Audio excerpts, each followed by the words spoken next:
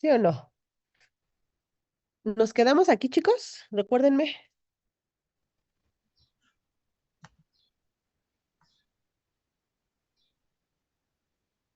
¿O en esta tablita?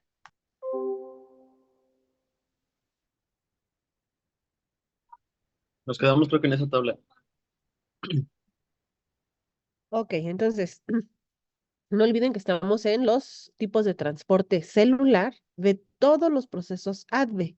Ahorita lo estamos viendo para absorción, la entrada del fármaco al cuerpo, pero no olviden que esos mecanismos servirán también para el proceso de distribución dentro de la sangre, que mayoritariamente está ionizado, cómo se va a mover a los órganos donde tenga afinidad, al órgano donde queremos que cause el efecto, etcétera, todo lo que ocurra dentro. Después, ¿con qué mecanismo va a los órganos que lo van a biotransformar? Y tanto la molécula original como sus metabolitos, ¿cómo es que van a seguir avanzando? Sea que sigan circulando o que ahora sí salgan, o sea, que ya se excreten, vayan al exterior y también van a ocupar estos tipos de transporte. Entonces, en la clase pasada les hablaba de la relación tejido-medio, que principalmente se calcula en estudios in vitro. Hay que sacar las células o el tejido que nos interese y después de ponerle un fármaco en una concentración conocida y en un intervalo de tiempo, medimos cuánto hay en un tejido y cuánto hay en el medio, ¿no? Por ejemplo, ahorita el lunes que hicieron su experimento de órgano aislado, si o sea, ustedes midieron en la solución Ringer, ¿se acuerdan? Sí, ¿Sí? Si ustedes Sí. hubiesen sacado el estómago y ¿cómo se llama? El estómago o el duodeno y lo hubiesen homogenizado y hubiesen cuantificado qué cantidad de fármaco quedaba en los órganos, podríamos haber tenido lo que hay en el medio y lo que hay en el órgano. Y si alguien ya tuvo la curiosidad de procesar sus datos y no sé si les hablaron de que van a ver una curva creciente y después van a ver una meseta, ¿sí les dijeron eso o no? sí, Ajá. Más o menos si vieran la meseta y nosotros calculamos nuestra relación tejido medio, les podría asegurar que su cociente les daría algo muy cercano a uno. Obviamente es experimental, más menos, no porque haya menos transporte simple, sino porque acuérdense que depende de muchas cosas, ¿no? Entonces, no lo hicimos, nada más nos quedamos en lo que miden en el medio, pero en la práctica 8 sí vamos a medir lo que hay en tejido. Y entonces, obviamente, vamos a hacer nuestra relación respecto al medio y vamos a calcular esta variable. Lo vamos a ver para el proceso de excreción, pero bueno, quiero que les quede claro que todos estos tipos de transporte ocurren en los cuatro procesos ADVE. A lo mejor mayoritariamente para el de absorción es el transporte simple porque la molécula entra en su forma liposoluble, aunque sea una sal, y que a lo mejor cuando ya salga vamos a ver que ahora ya su naturaleza tiene que ser más hidrosoluble, ¿sí? En el camino se va haciendo cada vez más polar, ¿no? Entonces veremos que en unos predominará el simple y en los de salida a lo mejor predominan los activos, la difusión facilitada, etcétera. Pero ocurren todos, solamente que uno mayor que otro. Bien, ¿dudas hasta aquí? No, Ok, ¿no? Entonces, esta imagen nada más es como el resumen de todos los que hemos visto hasta el momento. Transporte simple o pasivo. El transporte paracelular, el que pasa en poros, o sea, ya es hidrosoluble la molécula, sigue un gradiente de concentración, pero tiene que estar cargada iónicamente para que haya atracción por esos poros. La difusión o lo que conocemos como el transcelular, el que se funde con la membrana lipídica, por lo tanto, tiene que ser liposoluble. ¿Sí? El de la difusión facilitada sigue siendo simple porque aún no requiere energía o pasivo, pero ya necesita proteínas transportadoras. En estos tres es muy importante el gradiente de concentración, es decir, van a favor del gradiente, de donde hay más a donde hay menos. Bien, y en el caso del transporte activo, acuérdense que se dividía en primario y secundario. Si la energía que se va a producir en la célula tiene que ver con el movimiento directo del fármaco, se considera primario. Pero si utiliza la energía que produjeron otras bombas, porque obviamente necesitan realizar una función, la de sodio-potasio, la de protones potasio, etcétera. Entonces, si ocupamos esa energía que produjo una bomba, pero va a interferir indirectamente con el movimiento del fármaco, lo llamamos transporte secundario, ¿no? Entonces, aquí no depende del gradiente. A lo mejor en absorción, sí, porque ponemos una cantidad de fármaco y obviamente el cuerpo no tiene nada, pues vamos de más a menos. Pero vamos a ver en los siguientes procesos que o sea, no importa el gradiente, a lo mejor ahora puede ir de menos a más, ¿sí? Entonces, esta particularidad hace que cuando miramos esa relación tejido medio, sea mayor que uno, ¿no? Porque hay algo que le está ayudando a estas células a que se muevan las sustancias, ¿no? Obviamente involucra cosas que necesitamos para nuestro proceso vital, metabolitos, ¿no? O en el caso de los genobióticos, ¿sí? Eso es lo que quiere decir acá, ¿no? Entonces, ahorita solamente es un recordatorio de estos tipos de transporte, ¿sí? Porque damos por hecho que ustedes ya los vieron muy bien en fisiología, ¿sí o no? Sí, ¿Sí? Bueno, ¿sí? Y entonces, ¿se acuerdan que cuando hablamos de la difusión facilitada, del transporte activo y del transporte paracelular, vimos que hay conjugados del fármaco con una porción de las proteínas que están entre la unión de las células? ¿Sí se acuerdan que lo vimos la vez pasada? Las claudinas, las ocludinas. Entonces, a estos complejos, fármaco-proteína, también se les llama profármacos, porque cuando ingresan al sistema entran como un complejo, aunque yo ya sé que solo una parte del complejo es la que me va a causar el efecto, y la otra no, la otra es para engañar a los poros y que dejen pasar al fármaco. Bueno, si en el organismo o entre las uniones de las células se rompe proteína, fármaco, entonces se biotransformó porque ya no es el complejote, ahora va a ser una molécula más pequeña. O entonces se le vuelven a llamar profármacos, como el término que vimos cuando vimos efecto de primer paso, ¿no? Una sustancia que necesita una biotransformación para que el producto sea el que me cause el efecto. Eso es un profármaco, ¿sí? Y de aquí ejemplos puede ser el aciclovir acoplado a la valina, al aminoácido valina, algunos péptidos, proteínas o biofármacos, ahorita que está muy de moda los anticuerpos monoclonales o la administración de enzimas.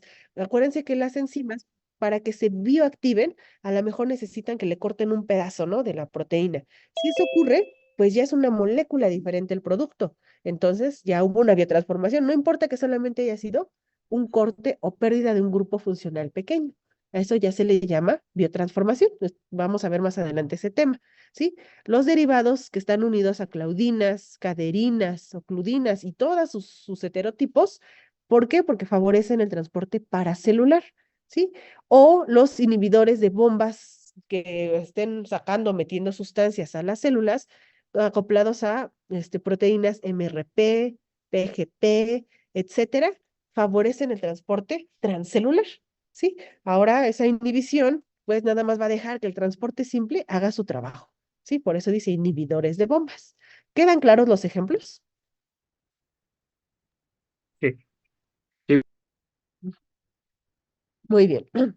Entonces, vean, por ejemplo, aquí el enalapril, ¿no? Entra de esta forma y cuando está en contacto con una enzima de tipo esterasa, o sea, va a romper un grupo éster, nos deja esta molécula. ¿Ya vieron? ¿Sí? ¿Qué fue lo que perdió? Esta parte. ¿Ya vieron? Que incluso aquí la señala, ¿no? Con la llavecita. Esta parte acá ya no la tiene. ¿Sí? Entonces, este es el producto enalaprilato. Este es el que va a producir la baja de presión arterial. Se utiliza como antihipertensivo. ¿Sí? O en el caso de este fármaco de acá abajo. Bueno, fármaco ahora ya es droga, pero en su momento fue un fármaco, la heroína, ¿no? La heroína tiene grupos acetilo a la morfina. ¿Qué pasa cuando pierde esos acetilos? Bueno, pues se queda como morfina libre y pues va a causar el efecto de siempre, ¿no? El conocido para la morfina, la analgesia, la adicción, etcétera, etcétera, ¿sí? Estos son ejemplos de profármacos, les digo, para el ejemplo anterior del paracelular, del transporte activo y de la difusión facilitada, en vez de tener grupos funcionales químicos, tiene macromoléculas, proteínas. ¿Sí? sí. Ok, entonces, algunos hechos, esto viene en un libro de farmacología, no me acuerdo si era el Katsun, pero bueno, entonces, si queremos atravesar barreras celulares, o sea, no importa cuál, si es la mucosa del intestino, si al contrario es el riñón y ya va a salir, si no va a pasar de la sangre al cerebro y cruza la barrera hematoencefálica, normalmente el primer transporte que van a usar es el transcelular o simple, o sea, en el que necesita ser liposoluble la molécula, ¿sí? ¿Para qué atraviese esto? Puede ser por difusión pasiva o por transferencia mediada por transportadores. Bien, entonces, para que esto ocurra, la difusión pasiva o transcelular, es muy importante la liposolubilidad del fármaco, ¿no? Acá dice el peso molecular importa, pero no tanto, no tanto como la liposolubilidad. Y si estamos en el jueguito de la ecuación de Henderson-Hasselbalch, acuérdense que la forma liposoluble es la no ionizada. Si está en su forma no ionizada o neutra, entonces tendrá mayor liposolubilidad que si está cargada o son iones. Bien, em, ya dijimos que la mayoría de los fármacos son ácidos o bases débiles, ¿sí? Porque necesitamos controlar su movimiento. Si no fuera así, pues sería una sustancia que se va a quedar mucho tiempo, muchos años en nosotros, y eso ya no sería un fármaco. Tenemos que controlar que entre, que llegue la cantidad que queremos y que después salga. Ese es el trabajo y por eso no todas las sustancias que causan cambios biológicos se pueden llamar fármacos. Bien, y después, aquellos que no tengan carga, dijimos, son la forma liposoluble. Y aquellos que tengan la carga serán la forma hidrosoluble. No se les olviden, carga, iones, igual a solubles en agua. No carga o ausencia de carga, igual a solubles en lípidos. Bien, ese reparto es muy importante porque acuérdense que se ve en la ley de Fick y se las volvieron a recordar y a lo mejor abundar en el laboratorio, o ustedes la van a buscar para su reporte que van a entregar el lunes, ¿sí? En la ley de Fick vemos el coeficiente de reparto o esa capacidad de lipofilicidad, vemos el gradiente de concentración, vemos grosor de membrana, etcétera, etcétera, y entonces calculamos una velocidad, ¿sí? Ahí no hablamos de ionizado o no ionizado, ¿bien? El transporte que necesita proteínas o ¿cómo se llama? De cationes o aniones, ¿sí? Es muy importante para explicar la difusión facilitada y el transporte activo. O en su caso, a lo mejor la endocitosis, pero de la endocitosis todavía nos falta más, ¿no? Y en años que vengan, o sea, cuando ustedes vuelvan a leer, no sé, información en 5 o 10 años, yo creo que ya va a haber más por todo esto de los biofármacos y la nanomedicina. Entonces va a haber más información de todos los tipos de transporte. Ujú. Sí, eso es lo que quiere decir este cuadrito. Ujú. Muy bien, ahora lo último para terminar este tema es ver qué modelos experimentales, o sea, cómo llegó esa información que ya les di, qué es lo que hicieron o qué es lo que ustedes tienen que hacer, porque acuérdense, ustedes son químicos y toda su vida van a estar midiendo o cuantificando algo. Bien, entonces, esta investigación de fármacos puede hacerse desde la parte in silico, es decir, en modelos computacionales, y ustedes ahí meten todos los parámetros, o es decir, dibujan la estructura química y ya hay programas en los que dicen, no, pues esta molécula tiene una carga neta, o a lo mejor este es más liposoluble que otro, calcula el log P o el valor de liposolubilidad, les da su solubilidad en agua, no sé, su pKa, su peso molecular, etcétera, etcétera, y predice cómo se va a comportar cuando esté en contacto con las membranas biológicas. También hay parámetros que ya se le meten a los programas para saber cómo anda la permeabilidad de la membrana, ¿no? Entonces, ahí les dice y les da datos meramente teóricos, ¿ok? A veces coinciden con lo que se hace experimentalmente, a veces no, pero bueno, es una aproximación. Si a lo mejor ustedes están en la fase inicial del desarrollo farmacéutico, ¿no? Se dedican a la química orgánica, a extraer compuestos de fuentes, no sé, naturales, y creen que tiene potencial farmacológico o biológico, lo primero es meterlo en estos programas in silico, ¿no? Hay programas que incluso son gratis y les dan la farmacocinética, ¿no? ¿Cómo sería la absorción? ¿Cómo sería la distribución? Etcétera, ¿no? Entonces, búsquenlos en la base de datos de NCBI, ¿no? Que es para artículos científicos, y van a ver ahí que hay cosas que están gratuitas y pues estaría interesante que los probaran. Bien, bueno, esos serían los computacionales. Ahora, in vitro, ¿cómo sé que una sustancia va a disolverse o va a estar o va a permear una membrana? O sea, sí, ya vimos en el laboratorio, ahorita llegamos a ellos. Los in vitro primero están los físico-químicos, eso es lo que significa FQ, físico-químicos. Y esto es lo que van a estar haciendo, por ejemplo, para demostrar que de un medicamento, o sea, ya de la formulación comercial, sobre todo para vía oral, o sea, tabletas, comprimidos, cápsulas, etcétera, tiene la capacidad de liberar al principio activo, porque estará muy bonita la tableta, emplearán los excipientes más costosos, rimbombantes, pero al final no se olviden que tienen que garantizar que el principio activo esté libre, porque si no, es como tomar, no sé, una piedra, ¿no? Una canica, así como se la comen, así va a salir, o sea, no va a pasar absolutamente nada. Entonces, estos estudios van a abundar mucho en ellos cuando lleguen a biofarmacia, porque ahí van a ver la aplicación de la forma farmacéutica o de los medicamentos en la farmacocinética. Van a integrar varias materias, ¿no? Obviamente incluida farma. ¿Qué hacen? Ah, bueno, tienen ya recipientes de un cierto volumen, van a estandarizar el volumen y a lo mejor van a emular el líquido gástrico, ¿no? Y a lo mejor su pH va a ser de 1 o de 3, o no, van a emular el contenido duodenal. Mi pH va de 6 a 7, o de plano van a emular en la sangre, ¿no? Pero como les digo, va de formulaciones farmacéuticas, normalmente se queda entre lo que se parece al jugo gástrico y lo que se parece a la secreción duodenal, ¿no? Entonces, ponen esa solución con cierta cantidad de sales, ¿no? Osmótica, y ponen su medicamento, y ahora sí, en la forma farmacéutica. Y entonces está agitándose a través del tiempo. ¿Qué es lo que van a hacer ustedes? Tomar muestras también de este líquido. Van a tomar en diferentes tiempos y van a ver el grado de disolución, cómo se disuelve el principio activo. Si yo lo encuentro acá, que es medio acuoso, pues significa que ya se disolvió. Si no, sigue contenido en esta presentación. Entonces van haciendo una gráfica a través del tiempo de porcentaje disuelto. Y aquí, como esto ya es aplicación, entonces ya tiene que haber un criterio dado por normas, por las farmacopeas, o sea, por alguien que ya se dedicó a ver que si un principio se disuelve en menos de media hora, ah, bueno, entonces va a estar asociado en que menos de media hora van a tener el efecto, ¿sí? Porque ese es su único trabajo. Ustedes en el único proceso farmacocinético que pueden modificar y andar ahí haciendo sus experimentos es en la absorción.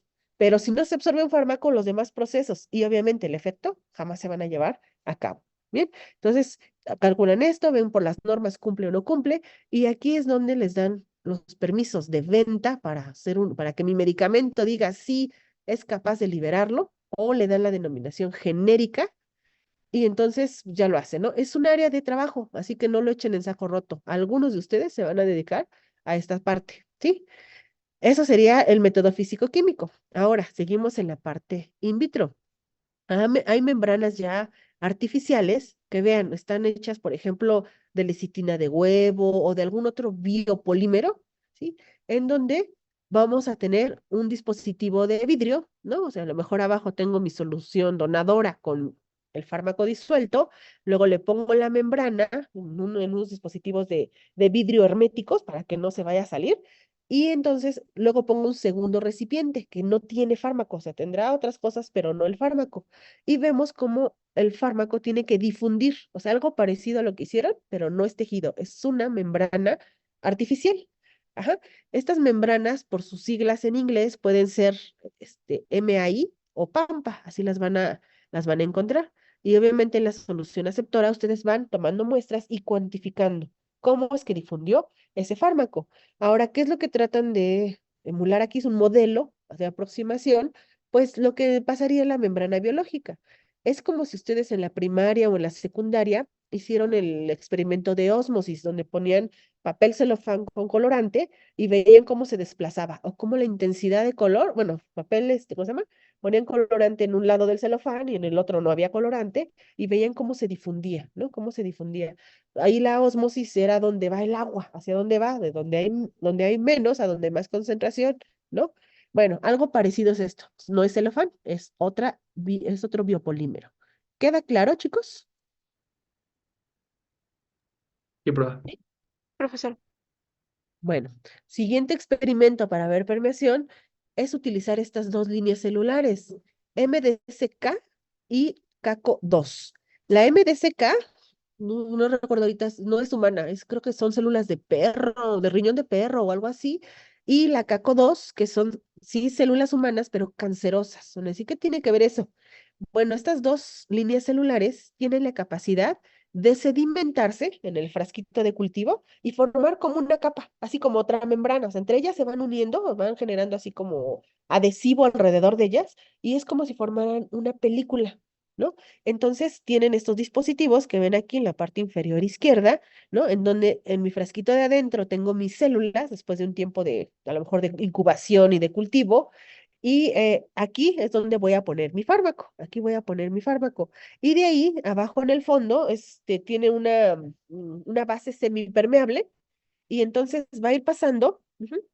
El fármaco de este frasco al otro. Y más o menos como en este experimento, acá tienen una cánula y van extrayendo muestras a través del tiempo y cuantificando, contando. Y entonces van viendo cómo pasa. Entonces, esta propiedad que tienen estas células de animales y de cáncer, ha sido muy útil para ver permeación. O sea, no sabemos si o sea, si tiene un efecto contra el cáncer o no, simplemente si la sustancia es capaz de atravesar una membrana, ¿no? En este caso de células. ¿Sí? ¿Hasta aquí todo bien? Sí, profesora, todo bien. Ujú. Entonces, depende de la fase de desarrollo. Aquí dijimos que es aplicación. Imaginen, es in vitro, pero es aplicativa. Todas las demás son básicas, o sea, así como apenas ver que si la molécula logró, ¿no? Atravesar una membrana. Y depende de la fase del desarrollo. Si estoy explorando, apenas proponiendo, sintetizando, extrayendo, y yo creo que tiene un potencial, lo pruebo en ¿cómo se llama? En estos tres tipos de métodos. O sea, si se dan cuenta, hasta ahí no he involucrado animales. En la única que ya estoy empleando seres vivos es aquí. Bueno, las células son ¿cómo se llama? Los entes vivos más pequeños, ¿no? Pero pueden comprar ¿cómo se llama? Esas líneas y precisamente solo para estudios de permeación, ¿no? Entonces, vean, para el exploratorio e incluso la fase de descubrimiento de si es un fármaco y quiero ver cómo va a moverse a través del cuerpo, utilizo las membranas pampa o las membranas y las células, ¿no? Pero a lo mejor si ya estoy en algo más, ya voy a pasar a animales, a lo mejor nada más me convendría hacerlos en las células, porque ella al estar interaccionando con los propios organelos, todos los metabolitos que produzca la célula, a lo mejor ya interfiere. Acá no, acá yo los tengo así casi puros, ¿no? Bueno, ahí ya voy metiéndole más factores y entonces puede acercarse un poquito más a lo que sería in vivo, ¿no? Pero bueno, no vean lo que ven aquí en la pampa, solamente la difusión pasiva o el transporte transcelular. En la pampa más las células podemos inferir el mecanismo de transporte, o sea, solamente es transcelular. ¿Qué tal si no? ¿Qué tal si necesitó de un transportador? ¿No? Y en las CACO2, aquí es más fácil ver transporte activo, ¿cómo se llama? O si ya es algo más como particular como el paracelular, ya no solo el transcelular, ¿no? Entonces vean, o sea, estos simples experimentos tienen una razón de ser para que ustedes los diseñen, porque también pueden ir a la industria de kits, de cualquier cosa, de medición de cualquier cosa, o pueden estar involucrados en el desarrollo de nuevos fármacos. Bien, después de ahí vamos a los tejidos extraídos. Todavía están considerados in vitro, aunque ahorita ya hubo una convención y que ya lo in vitro solamente es lo que pueda sobrevivir o hacerse, o sea que la respuesta solamente me lo den tubos de ensayo, en frasquitos, no sé, en frascos de vidrio, etcétera. Cuando extraen un tejido, ahorita están como que es in vitro o es ex vivo, porque obviamente provino de un ser vivo, tiene todas sus características, es un conjunto de células que forma un tejido con una función específica y ustedes lo extraen. O sea, está ahí medio en controversia, ¿no? Por eso en su práctica se llama ex vivo, si se dieron cuenta. Ah, bueno, saco un pedazo de órgano como hicieron exactamente en la práctica, ¿no? Dentro del órgano depositan una cantidad conocida de fármaco y este tiene que permear al exterior. Obviamente el exterior tiene que emular a la sangre, o por lo menos su osmolaridad, su pH, etcétera, ¿no? Y tienen una canulita, en su caso era una manguera, ¿se acuerdan? Y van sacando muestras a través del tiempo y van a hacer una curva como la que ustedes van a reportar, cantidad permeada a través del tiempo, ¿no? Cuando se acaba, como es un sistema cerrado, tendrá un fin. Cuando yo vea una meseta, va a ir creciendo, creciendo y de repente ya no va a haber cambios en Y, a pesar de que yo cambie X, que es mi tiempo. Y entonces yo ahí puedo considerar que estoy llegando al equilibrio. Ojo, dijimos desde la clase pasada que no es lo mismo el volumen que tiene mi órgano al volumen que tiene mi recipiente. Entonces, por eso van a haber cantidades diferentes por los volúmenes. ¿Sí? Chicos, hasta ahí vamos bien. Sí, sí, Ujú. Y después vienen estudios en enterocitos aislados. Van a decir, ah, eso se parece a lo de MDSK y las CACO2, ¿no? Sí, no, porque acuérdense que ellas aprovechamos una propiedad de unión de organización celular para que se haga una película, y aquí realmente los enterocitos ya no hacen películas, pero ya pueden ser del ser humano. Obviamente de pacientes a los que se les haya obtenido una biopsia y no sea cancerosa o no dañina, de ahí se empiezan a cultivar.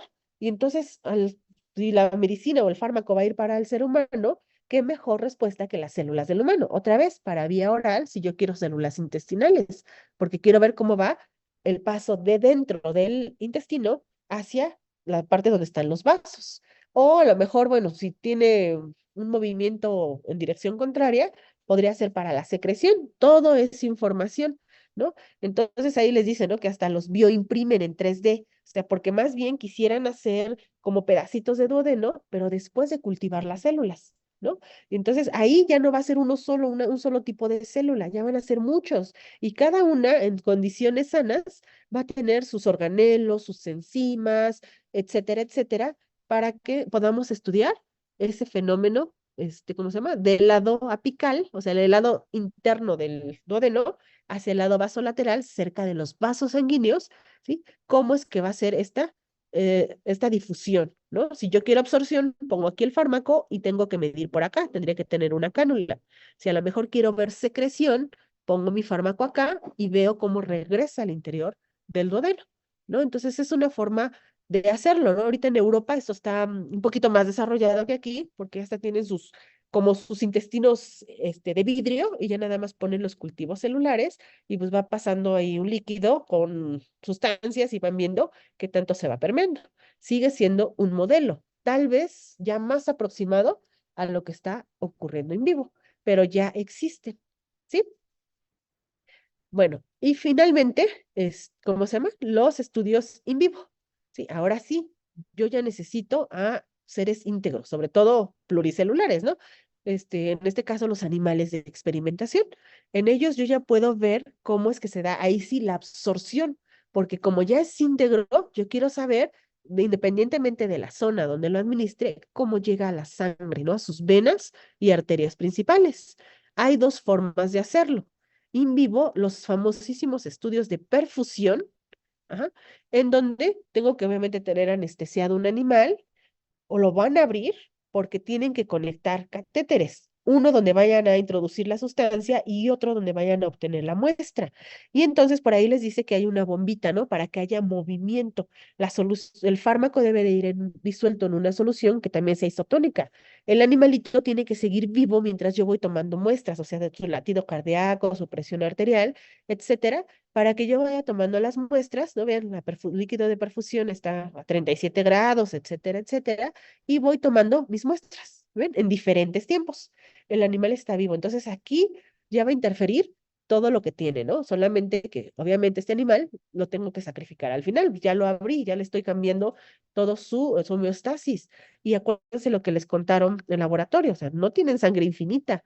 Y aún así, aunque lo esté perfundiendo, pues va a llegar un punto en que colapse el sistema y que se muera el animal.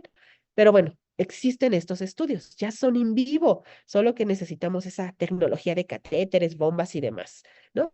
Y luego ya vienen los que completamente el animalito está consciente, lo administro y después de ciertos tiempos voy tomando muestras, normalmente de sangre, porque no hay forma más bonita y eficiente de ver una farmacocinética que no sea en la sangre. ¿Cómo sé que ya se absorbió? Pues porque ya está ahí, ¿no? Ya lo estoy detectando, ¿sí? Y después, ¿cómo se va eliminando? ¿Sí? En estos ya puede ser animales o seres humanos, ¿sí? Y en humanos puede ser en la sangre o puede ser en la orina o en algún fluido de excreción, ¿sí? Y van a tener sus cinéticas. ¿Sí queda claro? Sí. Ok. ¿Va? eh, Muy bien, entonces igual como en todo hay niveles, ¿no? El rango de confianza o de efectividad o como quieran llamarle, hay modelos que nos van a dar más información que otros, ¿no? Los más bajos siempre van a ser los in silico, aunque le metamos miles de cosas, de datos a la computadora y sea un súper procesador, no deja de ser teórico. Ajá. Respecto a los estudios que son in vivo, que son los más confiables, por ello no podemos prescindir del uso de animales, mínimo. Si ya se puede en humanos, bueno, qué bueno, y a ustedes, pues, ¿cómo se llama? Les pagan, les retribuyen si se prestan a ser sujetos de estudio. Obviamente, para farmacocinéticas significa que deben de estar sanos, ¿sí? Sanos clínicamente. Bien.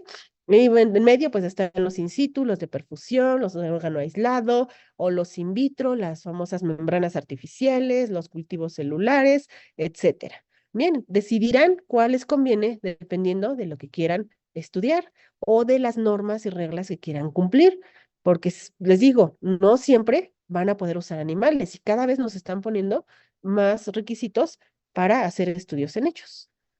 ¿Sí, chicos? ¿Dudas del tema? No. ¿No? Bueno, entonces dijimos in vitro, estudios de disolución, vean estas gráficas, van a obtener estudios también de disolución, pero en vivo, en membranas o cultivos celulares, pues les dice así como que, ok, nos da información, pero ¿qué tanto puedo ya relacionarlos con los mecanismos? Y acá sería ya cuando miden en sangre de un sujeto vivo, sea animal o sea ser humano, ¿no?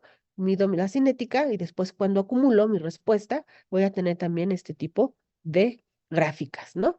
Entonces, todo depende. Acuérdense, no hay bueno, no hay malo. Solamente hay cosas que se aproximan más o menos, o reglas y normas que cumplo o no cumplo, y es suficiente, ¿no? Entonces, hay muchísimos estudios que ahorita dicen, no, ya se queda en la parte in vitro, porque pues estoy en contra del maltrato animal, para mí, o los objetivos de mi tema no lo requieren. Ah, bueno, pues se ahorran tiempo, dinero, esfuerzo, etcétera, ¿no?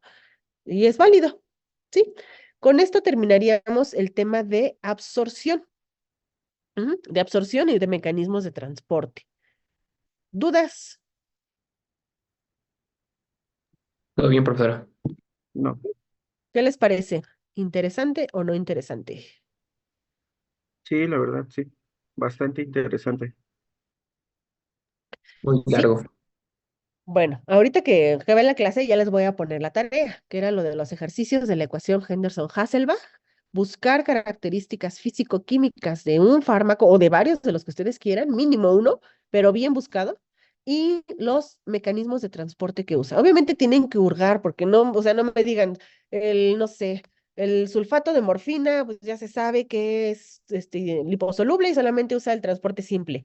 Verifiquen y vayan viendo en combinación de palabras en inglés si está el paracelular, la difusión facilitada, el activo, incluso la endocitosis para morfina. Y si ya hay estudios o qué modelos usaron, también los van a anotar. O sea, todo debe ser resumido, pero que se vea que buscaron. O sea, un libro, un solo artículo, no es suficiente. Bien, bueno, vamos a entrar ya al siguiente tema de farmacocinética. Ok, ya llegó a sangre, ¿no? Para los fármacos que me interese, efecto sistémico. ¿Y después qué? Ya me dijeron que en sangre puede estar ionizado, puede estar no ionizado, o que a lo mejor la molécula, ¿cómo se llama? Se queda intacta. Bueno, vamos a ver. La distribución en farmacología, ajá, no es lo mismo que la distribución de animales. Ojo, ¿eh? No se olviden. Ahí acuérdense, es evitar que una característica predomine. Aquí es el paso que le sigue al fármaco una vez que llegó a la sangre. Esas moléculas del fármaco van a seguir avanzando o van a tener que unirse a los componentes de la sangre, ¿sí? Y si van a avanzar, pues obviamente tienen que llegar a diferentes tejidos y al sitio de acción que es el que nos interesa.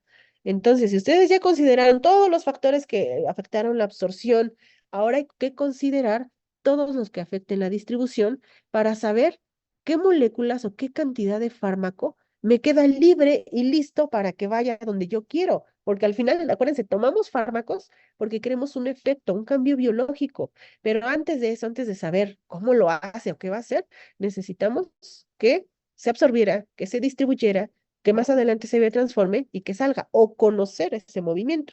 Entonces, a esto se refiere, es el paso de las moléculas del fármaco de la sangre a los sitios de acción o a sitios de almacenamiento. ¿Sí?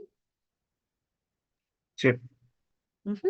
Entonces, aquí vamos a dividir al organismo por compartimentos, es decir, por zonas o regiones conocidas para saber de qué les hablo. Por ejemplo, les digo compartimento central y así como por inercia, vamos a imaginar donde haya mayor cantidad de sangre, que es en el tronco y obviamente en el cerebro. En esta parte sería el compartimento central, porque ahí está el riñón, el hígado, el corazón, el cerebro, o sea, todos los órganos que necesitan mucha sangre. Si mi fármaco llegó a sangre, la probabilidad de que estén estos órganos con mucho gasto cardíaco, pues va a ser alta, va a estar ahí.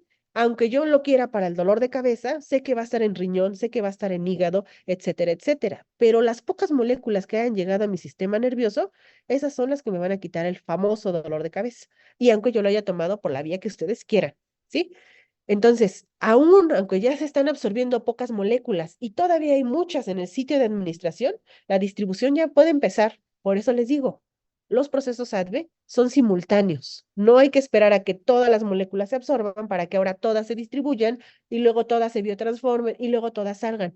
De 5 o 10 moléculas que ya estén entrando al organismo, unas de ellas ya van a estar en la D de distribución, en la B de biotransformación y en la E de excreción. O sea, no para el organismo, ¿bien? Y sigue dependiendo de las propiedades físico-químicas del fármaco y también ahora de las características del interior de nuestro organismo, porque las venas y arterias principales ahora van a viajar y alimentar, o van a llevar o van a traer sustancias de los diferentes órganos, ¿sí? Entonces, más o menos imaginando, o sea, cuando nos tomamos un fármaco, consideramos que se fue a todas las células de nuestro cuerpo, ¿sí? Solamente que, por ejemplo, en las extremidades, en las manos, a lo mejor ahí hay menos gasto cardíaco en los músculos y huesos que lo que tiene el tronco, pero aún así, y nos imaginamos y decimos, entró el fármaco y como si ustedes fueran un foco, ¿no? O un arbolito de Navidad, ya llegó a todos los lados. Bueno. Normalmente, acuérdense, principalmente órganos irrigados. Eso es lo que vamos a ver en la práctica 5. ¿No? Cuando veamos distribución, vamos a cuantificar de forma cualitativa porque vamos a ver intensidad de fluorescencia. Van a ver que en los órganos irrigados es donde mayoritariamente va a brillar, ¿no? Va a florecer la sustancia. Y si no se ve, por lógica, deben de estar ahí. Por ejemplo, cuando se han abierto una rata o demás y que empiezan a ver que el corazón tiene un color, que el riñón tiene un rojo, no sé, más café, más intenso, que el hígado lo tiene así casi rojo sangre, o que el vaso, ¿no? Lo tiene así como guinda negro y digan, no, ahí no veo nada. Bueno, si son irrigados, por lógica tiene que estar el fármaco ahí, ¿sí? Ujú. Entonces, el fármaco ya está en sangre, ya está en plasma. Ahora, ¿cómo se mueve a los diferentes espacios? No solamente el interior de la célula, sino en los espacios, el extracelular, el intersticial, etcétera, ¿no? Mientras la molécula esté libre, ojo, libre, puede seguir avanzando por los mecanismos que ya vimos. ¿A qué me refiero con libre? Recuerden que cuando llega sangre, la sangre es un tejido y es mezcla de plasma, o sea, la parte acuosa, más los eritrocitos, los leucocitos, las plaquetas y las proteínas que haya ahí, la albúmina, las globulinas, que igual tienen una función fisiológica, las proteínas tienen carga neta. Entonces, si ya entró la molécula y a pH de 7,4 mayoritariamente están ionizadas, también va a haber un juego de atracción con estas células sanguíneas y con las proteínas sanguíneas. A eso se refiere cuando dice fármaco libre, porque si está unido, entonces está ocupado. ¿Sí? El libre solamente es el que sigue avanzando por los medios de transporte que ya vimos, ¿sí? Incluso si lo necesitamos en la parte más recóndita del núcleo de una determinada célula, tiene que ocupar esos mecanismos que ya vimos, ¿no? Entonces, esta distribución, pues verá, ¿no? Que el fármaco ya está en el plasma, ahora se irá al líquido extracelular, al fluido extracelular, se irá al tejido graso, ¿no? Al líquido intracelular o a otros tejidos. De eso se trata la distribución. Ahora, ¿cómo se movió? Internamente. Ujú. Esos compartimentos, les digo, pueden ser o el central, tronco y periféricos, extremidades, o considerarlo, por ejemplo, el compartimento plasmático, o sea, todo lo que está en venas, a cómo está unido a proteínas. Por eso es que aquí tengo mi fármaco y acá abajo tengo mi proteína y voy a formar un complejo fármaco-proteína. Este complejo es reversible. Acuérdense, es un ácido débil, una base débil, o es un anión o es un catión, y va a tener atracción por otras moléculas que tengan su carga opuesta. Mientras esté unido a la proteína, no puede hacer sus demás procesos ni puede producir efecto. Se considera que cuando se une una proteína es como un sitio de almacenamiento. Es como si ustedes se suben a por ejemplo, al metro y de repente no abren las puertas y ustedes, aunque quieran bajarse, no pueden, o sea, tienen que seguir todo el trayecto, ¿no? Mm, entonces, ¿qué conocemos, por ejemplo, del plasma? En un hombre adulto, porque ojo, los hombres adultos de 70 kilogramos son los modelos para todo lo que tenga que ver con biología. Es el modelo ideal, ¿no? Entonces, esta persona tiene más o menos 3 litros de plasma, o sea, tenemos 5 litros de sangre, pero recuerden que tenemos las células, entonces si los separáramos, realmente solo tendremos 3 litros de plasma.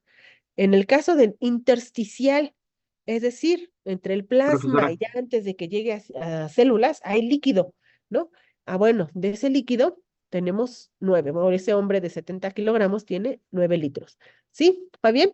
profesora, creo que no tiene la presentación. Bueno, en mi caso está en la anterior, en la que estábamos viendo los medios de transporte. Ay, no me digas eso. Yo ya avancé Sí, según mucho y no me sigo dice. viendo la de plasma, in vivo, in vitro. Ay, no me digan. A ver, espérame. Entonces es esto. Ujú. Ah,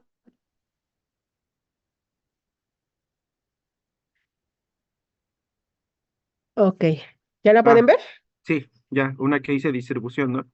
Ajá, Ah, distribución. ¿Ya la sí, pueden? sí, sí, sí. Ok. Va, entonces, la definición. Ujú. ¿Qué es lo que va a estudiar? Los tipos de transporte. Dijimos que inicia cuando hay absorción y que depende de sus propiedades físico-químicas y ahora de las propiedades de cada órgano, ¿sí? Ah, pues esto, yo según hablando y estoy diciendo, ¿están conmigo? ¿Ok? Entonces les digo, imaginamos que se Sí, ahora distribuye sí. de forma homogénea, ¿no? Vamos a ver más adelante que no es así. Nuestro fármaco en plasma llega a los fluidos extracelulares antes de penetrar una célula, ¿sí? Y entonces ahí vemos que la forma libre, esa es la que pasa, no la unida a proteínas, ¿sí?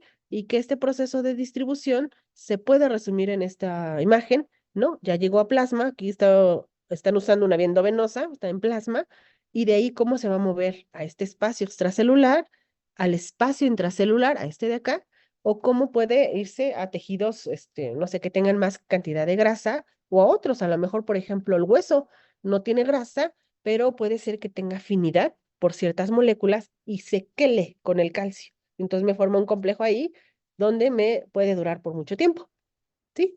Y les digo, aquí entonces los compartimentos orgánicos, ¿sí? Tenemos nuestro fármaco, obviamente ya se absorbió para que llegara al plasma, y en el plasma, esa molécula normalmente cargada, sí, porque si está neutra, ella sigue avanzando, esa no se une a proteínas, solamente lo cargado. Se me une a la proteína, me forma ese complejo reversible con la proteína, ¿sí? Y les digo, sabemos que tenemos 3 litros de volumen plasmático. Pasa al líquido intersticial y sabemos que un individuo de 70 kilogramos tiene alrededor de 9 litros de esa agua. Es como cuando abren, por ejemplo, un pollo o una rata y ven que en sus intestinos hay líquido. Ese es el líquido intersticial. Ah, no, pero ya entró a las células. Dentro de las células tenemos 28 litros, ¿sí? Para que más o menos nos dé 40 litros, ¿no? 40 entre 70, pues ya nos va a dar casi el famoso 70 o 75%, ¿no? De forma intracelular, también me va a formar un complejo con las proteínas, en este caso, las receptoras o las de las blanco. A veces puede ser una enzima, puede ser otro transportador, no sé, pero se va a unir a una proteína y mientras esté unido, está formando un complejo. Solamente si es libre, volverá a salir de la célula o se irá a otro lado, ¿no? Se puede depositar, como aquí lo indica la imagen, o ya se puede ir a órganos excretores, los que van a sacar obviamente del organismo, ¿no? Eh, sí, entonces vean, más o menos esto es lo que nos da.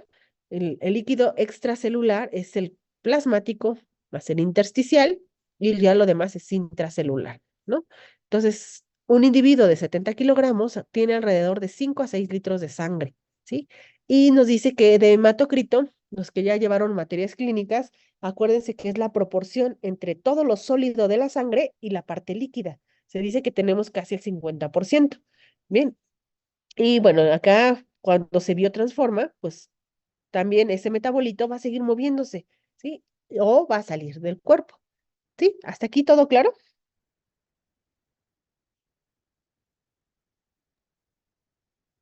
Sí, Sí, profesora. Ok. Entonces, ¿no? Por ejemplo, tenemos el fármaco en el plasma, ¿no? O el plasma sanguíneo.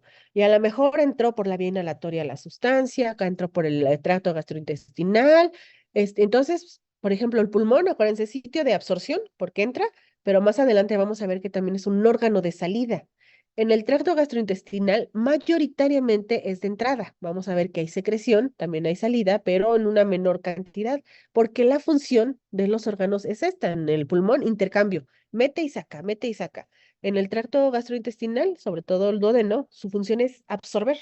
Y en el caso de los riñones, es al contrario, de la sangre va hacia ellos porque su función es salir. Vamos a ver que hay procesos de reabsorción, pero también son en menor proporción, ¿no? Pero vean, del plasma puede irse al fluido intersticial, perdón, o al intracelular. Todo dependerá de las propiedades físico-químicas o sus propiedades intrínsecas, ¿no? Aquí como ven las flechitas, pues parece que va penetrando las células. Sería un transporte transcelular. Pero ¿qué tal si usó el de los poros? Al final, estos que ya vimos nos van a explicar cómo es que llega a diferentes células, ¿sí? Por si no les quedaba claro al de hace rato, ¿sí?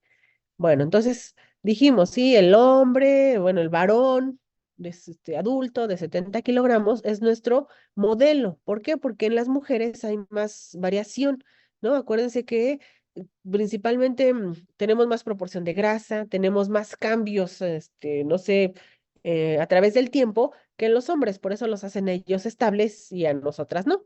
Pero bueno, o sea, hay semejanzas, hay diferencias, ¿no? Nosotros tenemos más sólidos que los hombres, ellos tienen más fluidos, ¿no? Aunque sea un 5%, bueno, ya es diferencia.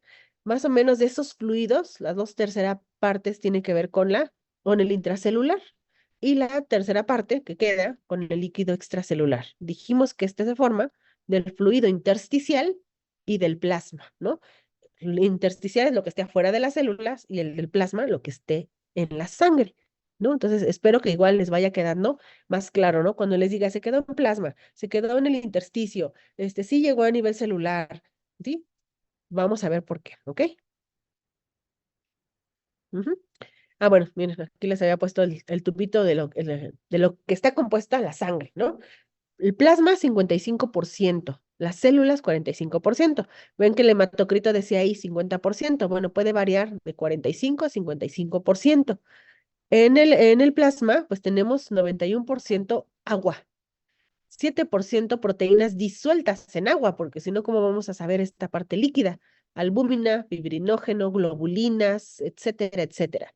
2% de otros nutrientes, aminoácidos, azúcares, hormonas, electrolitos, etcétera, etcétera. Mientras que en las células, pues tenemos la parte de las blancas, ¿no? De las plaquetas y de los eritrocitos. Esto será importante, sí, porque acuérdense que los fármacos son sustancias genobióticas que pueden tener cierta afinidad por cualquier célula o cualquier proteína que haya en la sangre. Les digo, ya llegó, pero luego, ¿qué pasó? Se unió a eritrocitos, se unió a estas proteínas solubles o a lo mejor se unió a las células blancas, ¿no? Entonces, vamos a ir viendo, ¿sí? Ahora, otra vez, como químicos tienen que saber de dónde provienen estos valores, o sea, no nada más alguien se los inventó y ya, ¿no? Tienen que ver, ya dijimos que del plasma normalmente asociamos que hay 3 litros, ¿no? ¿Cómo lo hacemos? ¿Cómo lo medimos? Por una sustancia que sepamos que solamente se queda en los vasos sanguíneos, que no va a pasar de ahí, algo que sea altamente hidrosoluble, como ocurre con el azul de Evans. Este azul, esta solución azul, se las inyectan a los seres vivos, ¿no? O sea, desde un animalito de experimentación al humano y lo van midiendo en diferentes tiempos, ¿no? Por ejemplo, si inyectan una dosis de 100 miligramos, cuando hagan su farmacocinética y lleguen a calcular la concentración al tiempo cero, ¿no? Van a ver que equivale a 33 miligramos por litro. De ahí sacan, ¿no? Que tiene 3 litros. A pesar del volumen de nuestra sangre, de ahí lo calculan. Bien, en el caso del líquido intersticial, utilizan sustancias como la inulina, ¿no? Algunos iones, ¿no? Marcados, la fluoresceína sódica, la que vamos a usar nosotros en la práctica, bromuro de sodio o sacarosa marcada, o sea, marcada con isótopos, ¿no? para que cuando la vayan midiendo, pues vayan sabiendo que como son sustancias hidrosolubles, estas no van a difundir por transporte transcelular, o sea, solamente pueden pasar del plasma al espacio que hay entre el vaso y las células, ¿no? Se quedan en esa agua corporal. Si lo mismo inyectan una dosis de 100 miligramos, van a calcular una concentración inicial al tiempo cero, más o menos de 8 miligramos por litro. Y entonces así lo asociamos a que va a tener 12 litros, ¿no? Obviamente hay que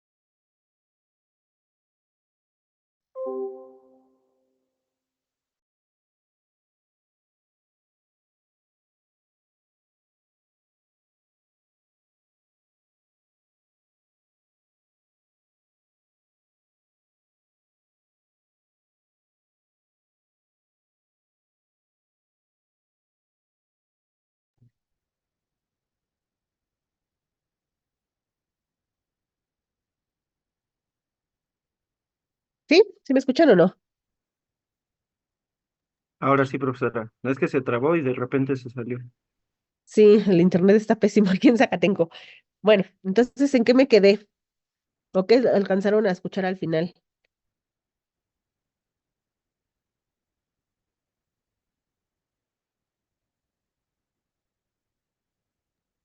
Estaba en esa tablita, me parece. En el ¿Sí? azul de Evans. Ah, ok, vean, desde el azul de Evans. Ok, entonces, para conocer esa cantidad de plasma, tengo que usar una sustancia marcadora. ¿Qué significa esto? Que solamente va a pasar el proceso que a mí me interesa. Por ejemplo, que nada más se mantenga en plasma. Esa característica la tiene el azul de Evans. Entonces, por eso cuando lo administran, yo sé que se sigue quedando en plasma, obviamente en un intervalo de tiempo, porque después de ahí, pues va a tener que salir del cuerpo, ¿sí? Pero si yo determino, hago una curva, una cinética, o sea, no importa este, qué intervalo de tiempo, pero tengo que tener varios puntos, por lo menos 5, entonces puedo llegar a conocer la intersección al origen, que sería mi concentración al tiempo cero. Y entonces ahí de esta cantidad conocida, puede haber que el 30 o 33% ¿cómo se llama? Va a corresponder a mis 3 litros de plasma, ¿sí? Hola. Ok, en el caso del líquido plasmático o intersticial, utilizan marcadores como la inulina, ajá, la fluoresceína o estos iones y el bromuro de sodio o la sacarosa. Hacen lo mismo, cantidades conocidas, una cinética y calculan la concentración al tiempo cero. Todo esto es endovenoso y más o menos les da un valor de 8 miligramos. Van a despejar lo que es concentración, masa entre volumen y van a calcular que más o menos tiene 12 litros, ¿sí? Denme un momento, por favor.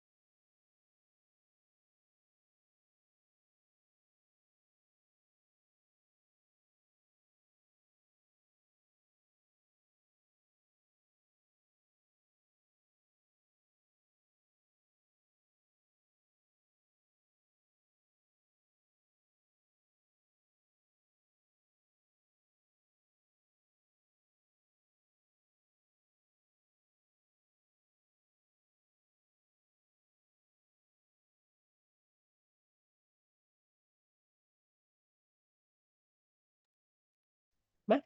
¿Ya me escuchan? Sí, ya, profesora. Ok, entonces vamos en plasma, vamos en líquido intersticial, perdón, y ahora el agua total. ¿Por qué? Porque el intracelular es muy difícil de medir.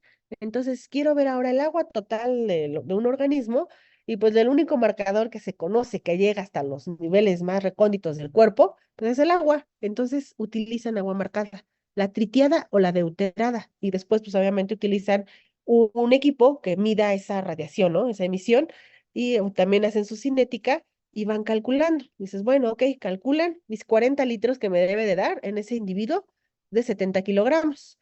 Y entonces simplemente para el intracelular, pues tengo que calcular la diferencia. Sumo, ¿no? Mis 12, ¿cómo se llama? Más 3 menos mi volumen de agua total, menos mi volumen extracelular, ¿no? Y más o menos les debe de dar 28, ¿no? 28 litros, lo que les enseñaba en la, ¿cómo se llama? En esta diapositiva, ¿no? Por acá, estos 28 litros, ¿sí? Porque es muy difícil pues, exprimirles las células, ¿no? Imaginen que fueran como una esponja y ahora hay que exprimirlos, pues no, ¿no? Más o menos se hace por diferencia. Y así ustedes pueden saber qué cantidad de líquidos tienen en el organismo. Eso es muy importante para los compartimentos. Bien, entonces vean, más o menos la estructura del azul de Evans es esta. Es hidrosoluble, pero es una molécula grandota, muy grandota. Por eso es que hay que ponerla por vía endovenosa y esta es muy difícil que pase por los transportes que ya vimos, por eso es que se queda en el plasma. Mientras que la inulina es una mezcla de carbohidratos, ¿sí? Entonces sí se queda en el plasma, pero también puede pasar, a lo mejor aprovechando los transportadores de la glucosa, ¿no? Y pasa líquido intersticial. Pero para que entre a una célula, ya está difícil, porque acuérdense que ahí tiene que usar el transporte transcelular, o sea, difundirse en la membrana y eso no lo va a hacer un carbohidrato, que es hidrosoluble, ¿no? Y finalmente el tritio o el deuterio, ¿no? Que sería el agua marcada y entonces van midiendo, ¿no? ¿Cómo se llama? En el plasma y de ahí hacen su resta, ¿no? Entonces aquí más o menos les puse una solución de azul de Evans, ¿no? Que era la que estaba ahí en un artículo. Aquí están tratando de ver daño vascular, ¿no? En cerebro. Como yo sé que nada más se quedan los vasos, si en alguna ocasión hay un vaso roto, entonces va a colorear todo un órgano. En condiciones normales, el azul de Evans se queda dentro de las venitas, pero en condiciones de ruptura de vaso o las famosas embolias, entonces este se disgrega a otros lados porque los vasos están rotos, ya no hay algo que lo contenga, ¿no? Bueno, a lo mejor aquí están diagnosticando, pero el punto es que vean que sí existe el azul de Evans y que es un marcador de lo que está dentro de nuestros vasos y venas. ¿Sí? ¿Dudas? No, profesora. Ok. Bien, entonces ahora, ¿cómo se distribuyen los fármacos? Depende de la naturaleza. Así como dijimos que son ácidos y bases débiles y que en esa palabra débil hay niveles, o sea, hay débil débil, hay débil fuerte, etcétera, etcétera. Lo mismo ocurre con la liposolubilidad. Hay muy liposolubles o poco hidrosolubles. Estos son pocos casos en farmacología, sobre todo los liposolubles, ¿no? Ahorita vamos a ver por qué. Si algo fuera extremadamente hidrosoluble, así como el azul de Evans, solamente se queda en mis vasos. Esa característica tiene este azul de Evans, ¿no? Solo se queda en los vasos y a lo mejor, a menos que estén tratando un problema, no sé, angiopático de venas y arterias, pues estaría bien, ¿no? Que se quede ahí. Pero si no, pues, ¿cómo se llama? Solamente nos sirve para métodos de diagnóstico, eso sí, como lo vimos en el caso pasado, si hay ruptura de vasos o no. La fluoresceína sódica que vamos a usar en el laboratorio, la utilizan en oftalmología para ver ruptura de vasos, ¿no? Les ponen una gota, normalmente es amarillo, es una solución un poco amarilla naranja, pero cuando fluoresce se les convierte en verde chillante o un amarillo verde chillante y entonces, pues depende de la intensidad. Si hay un vasito roto, pues ahí va a venir así como que, como si fuera un foquito que, ¿no? Es lo mismo, porque nada más esperamos que estén vasos. Si ya se rompieron, solamente me sirve en farmacología para diagnóstico. Y acuérdense que los agentes de diagnóstico también son fármacos.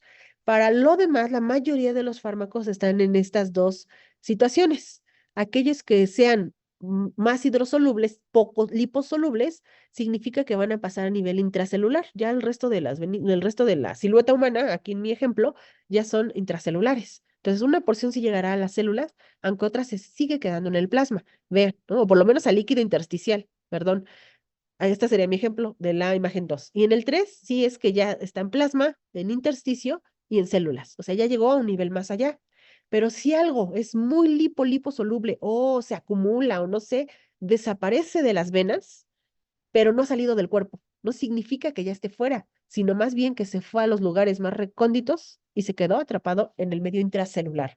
Entonces, en farmacología esto casi no pasa. Sí hay excepciones, ¿no? Por ejemplo, las tetraciclinas que se van mucho a nivel intracelular y también a los huesos. Entonces, cuando ustedes miden una cinética, pues simplemente ya no hay fármaco en las venas donde están sacando sangre. Pero nuevamente, no es que se salió, se acumuló en ciertas células. Así pasaría en nuestro modelo homogéneo de que una sustancia entre y va todo el cuerpo, así es como se vería. ¿Sí? ¿Queda clara esto de la distribución de sustancias en tejidos? Sí, profesor. Ujú. Entonces, estos factores que van a determinar la distribución, otra vez van a ser las propiedades físico-químicas y las características del organismo. Lo que está en negrito es lo que más o menos ya vimos en el tema anterior. ¿Se acuerdan que cada sustancia tiene su coeficiente de partición, su coeficiente de reparto en octanol agua o lo que conocemos como liposolubilidad, el log-P? Eso ya lo tienen ellos. Después viene el grado de ionización, es decir, su pKa. Dependiendo del pKa y del pH, tendremos moléculas ionizadas o no ionizadas, ¿sí? Entonces, ahorita ya no vamos a abundar en el tema, a menos que alguien tenga dudas, ¿sí? Pero ¿qué nos falta saber de las propiedades físico-químicas? Su capacidad de unión a las proteínas que hay en el plasma y a lo mejor algunos tejidos. ¿Por qué algunas sustancias se van, por ejemplo, los digitalicos se quedan en el corazón? ¿Por qué nada más ahí y no otras células? Ah, bueno, vamos a ver esa distribución que a veces es selectiva. En la mayoría de los casos no, o sea, nada más se va a ir a los órganos de alto gasto cardíaco. Hay otros que sí se va quedando, ¿no? En el caso de las características del organismo, también ya vimos que hay diferentes líquidos con pH, diferente, ¿no? Acá en el medio interno es difícil que cambie, ¿no? Por ejemplo, el corazón, el hígado y todo lo que ya les dije hace rato, pues realmente tienen el pH de la sangre porque manejan una gran cantidad de sangre, 7,4, ¿no?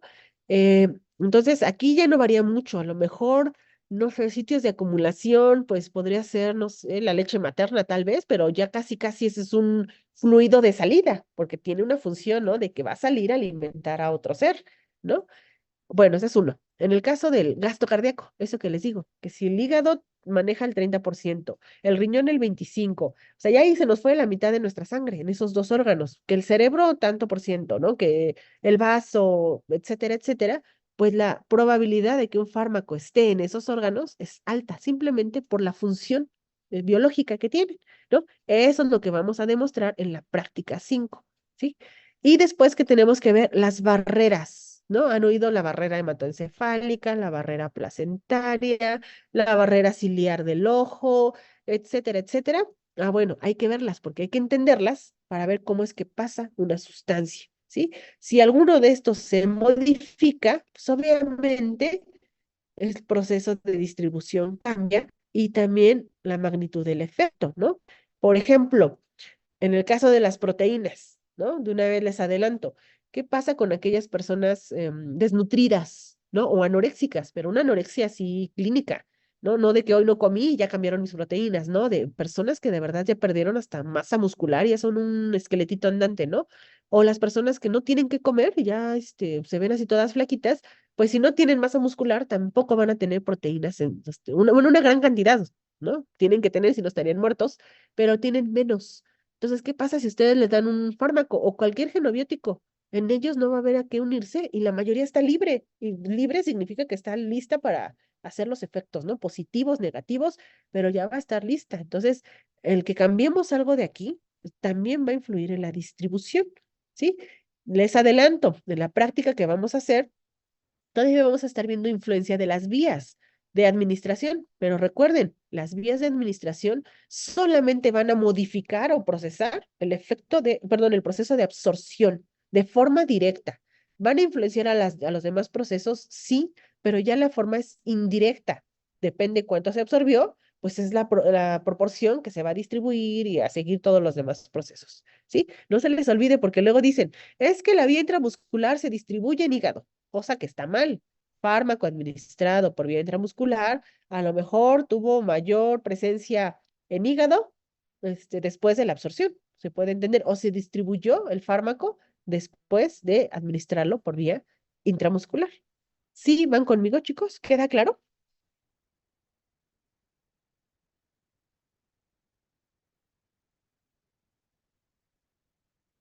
¿Sí? Ya, ¿Siguen ahí? sí, sí, Ok. Profesora. ¿sí se escucha? Sí, sí lo escucho, sí Ah, los escucho. perdón, sí. ¿Va? Entonces, vamos a ir con las propiedades físico-químicas. El tamaño de partícula hasta ahorita sigue siendo la misma molécula que administraron, entonces no ha cambiado. Su tamaño de partícula seguirá siendo importante. Su log P y su pKa, todo esto para la difusión simple o transporte transcelular será muy importante, ¿sí? O el grado, en el caso del pKa, el grado de ionización, ¿no? Ya vimos que normalmente a 7,4 pues normalmente hay más ionizados que no ionizados, ¿sí? Lo que nos indicará qué tipo de transporte seguirá, ¿sí? Entonces dijimos, vamos a abundar en este tema, en la unión a proteínas y en la capacidad de los órganos de irse a uno en específico, lo que se conoce como organotropismo. Ujú. En el caso de unión a proteínas, recuerden, depende la proteína. Ya dijimos que tenemos albúminas, tenemos globulinas y ahorita que hay enfermedades relacionadas con las lipoproteínas, están viendo que también son muy importantes. Imaginen a alguien que diga, tengo los triglicéridos altos, pero también tengo altas mis lipoproteínas. Entonces, no, ya se va a manifestar en una patología, obviamente, pero los genobióticos también se van a unir esas lipoproteínas que está de más porque van a romper el equilibrio. Ya no es lo que debería de estar en una cantidad bajita, ahora van a estar en una cantidad alta y también van a tener su propia afinidad por las moléculas. Y si son lipoproteínas, pues eso me indica que a lo mejor lo no ionizado se va a quedar ahí en ellas. Ahora ya no iba a difundir pasivamente a otras células, sino que van a estar unidas a esas lipoproteínas. Entonces ya están generando más interés, ¿no? Pero bueno, entonces esa unión a proteínas es de diferente magnitud porque otra vez no tienen una selectividad absoluta, tienen solamente selectividad. Si son ácidos, si son aniones orgánicos, pues se irán a la parte de la proteína que tenga carga neta positiva para que haya una atracción iónica. Pero si son bases, son cationes, pues se van a ir a la parte aniónica de la proteína, igual para que tenga ese grado de unión. Los enlaces deben de ser débiles porque debe ser una unión reversible, ¿sí? Y como les dije hace rato, mientras un fármaco esté unido a proteína, es como si estuviera almacenado, o sea, va a ser inerte biológicamente. Solamente cuando esté libre puede llegar al sitio que nos interesa y ahí sí hacer el cambio por el que nos, ¿cómo se llama? El cambio deseado, ¿sí? Dijimos es una unión específica, enlaces iónicos, puentes de hidrógeno o enlaces de hidrógeno, fuerzas de Van der Waals, etcétera. Si ya se me uniera de forma irreversible a una proteína, pues ya no va a avanzar, o sea, ya la tendría que salir cuando se degrade la proteína, ¿no? Que es un trabajo del hígado, ¿no? Que luego las va secretando a la bilis, etcétera, etcétera, y por ahí ya iría mi fármaco. Pero en la mayoría de los casos debe ser reversible y por lo tanto es un proceso competitivo. No tenemos una cantidad infinita de proteínas. Aunque en una sola como la albúmina es algo gigantesco y se puede unir en diferentes zonas o puede contener a varios genobióticos y metabolitos, aún así llegará a un punto en que se sature, ¿no? Y si yo pongo dos sustancias aniónicas, pues las dos van a luchar por el mismo lado positivo. Y si pongo dos o más catiónicas, todas van a estar luchando por el lado negativo de la molécula, ¿no? Entonces, acuérdense, los aminoácidos tenemos esta parte anfotérica, ¿no? Que pueden ser o aniónicos o catiónicos, ácidos o bases, depende del residuo de aminoácido. Ujú, ¿sí? Entonces, más o menos, esta es la proporción de proteínas, ¿no? La principal es la albúmina. Por lo tanto, la probabilidad de que un fármaco se una a la albúmina, pues es muy alta, porque simplemente hay mucha proteína.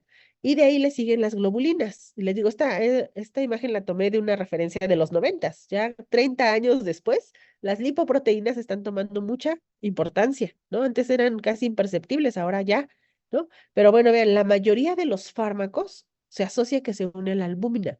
Y así lo van a encontrar. Si ustedes ya buscaron, no sé, para sus tareas, luego les dice, se une 90% a la albúmina u 80%. Ah, bueno, ¿por qué? Porque es la que está a la mano, ¿no? Tetraciclinas, penicilinas, así, no sé, salicilatos, etc., etc. Las globulinas también son importantes. Aquí en mi imagen decían que eran las famosas metalotioneínas o metaloproteínas, porque eran más asociadas a metales, ¿no? A menos que fuera un metal, no sé, que viene en el complejo de vitaminas, entonces estaría bien, pero si no, sería para los metales pesados, para intoxicaciones. ¿Sí? Otra vez, denme un segundo, por favor.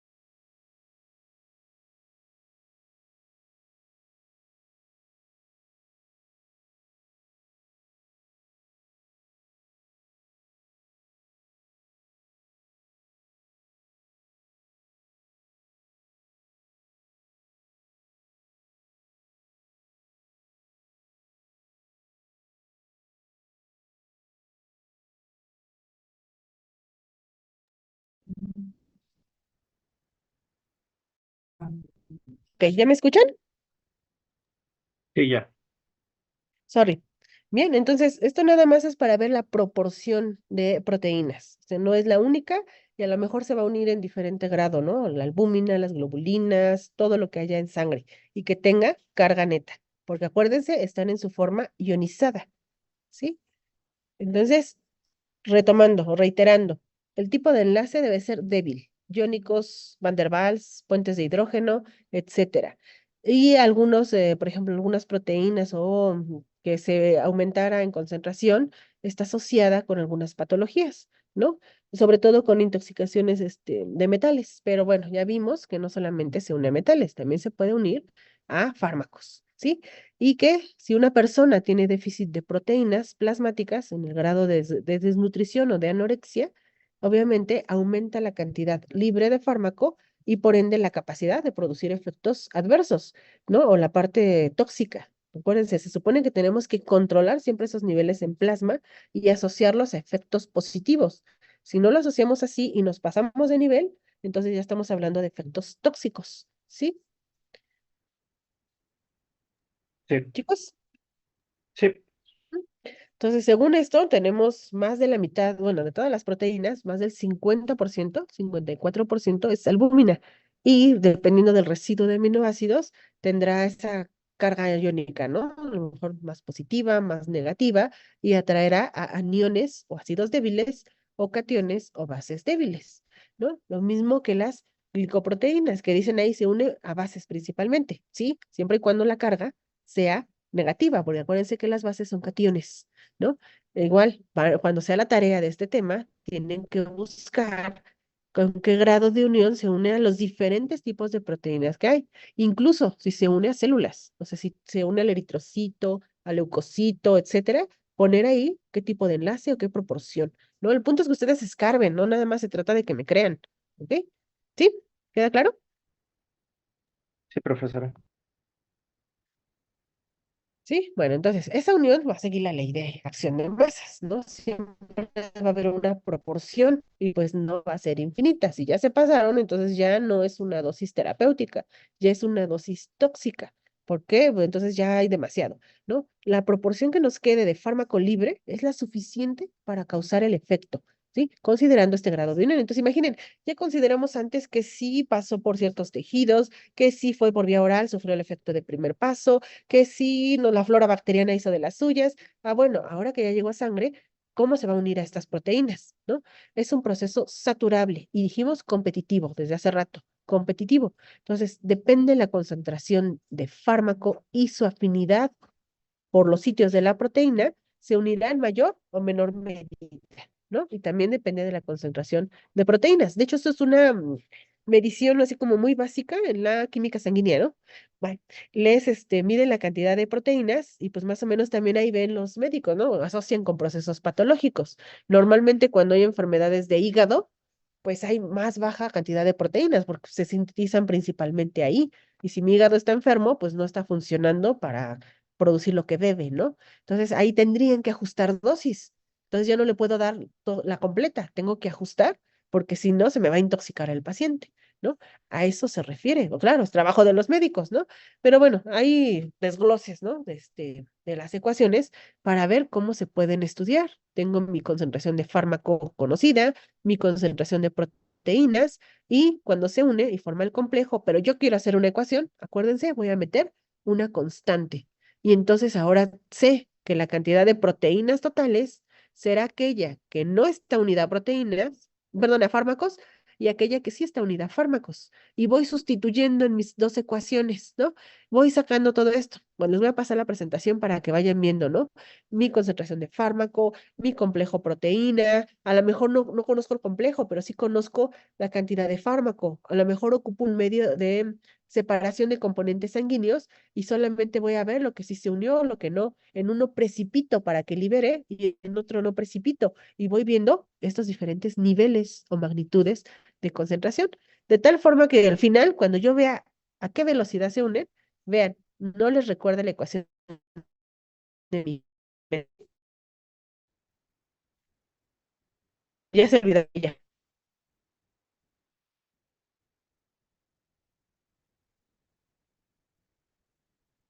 Chicos, ¿no les recuerda la B y la B max? Es que como que se le cortó el audio un momento. Ya no se escuchó Ah, lo que dijo.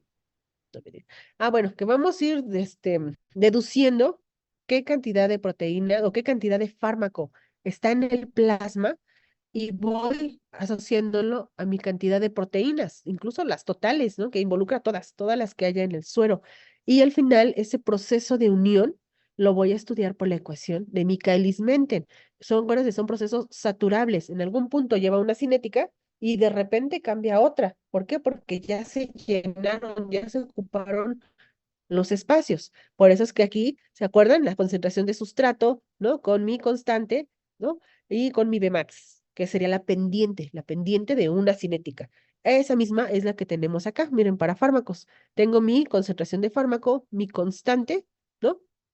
¿Cómo se llama? Y mi cantidad otra vez de fármaco conocido. Y yo puedo calcular esta proporción de velocidad y velocidad máxima, en la que ya cambia la cinética. A eso se refiere. Ujú. ¿Sí? ¿Queda claro?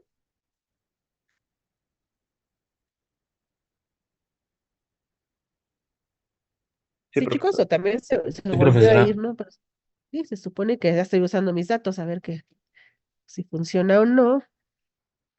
Ok, bueno, entonces, no se me vayan a, chicos. ¿Sí?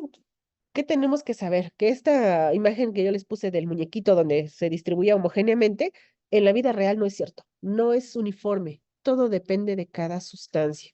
A menos que sea algo, dijimos, muy hidrosoluble o muy liposoluble, pues sí que anda o por todas las venas o que ya está a nivel intracelular. La mayoría no. Tendrá afinidad en mayor o menor medida a ciertas zonas del cuerpo, ¿sí? Entonces, ¿cómo voy a definir esto? Por la capacidad de los fármacos para que crucen membranas y para que lleguen a diferentes compartimentos. Ya vimos, depende de sus propiedades. Si no las ha cambiado, es la molécula original que administré, que ya se absorbió, bueno, esa molécula va a tener que seguir en el jueguito de pasar membranas, ¿sí? No puede quedarse porque el organismo es un sistema abierto, ¿sí? Vean, esta es lo que les digo de la ecuación de Michaelis-Menten. Abajo tengo mi concentración de fármaco solamente y aquí ya está mi complejo fármaco-proteína en relación a todas las proteínas que tengo en suero.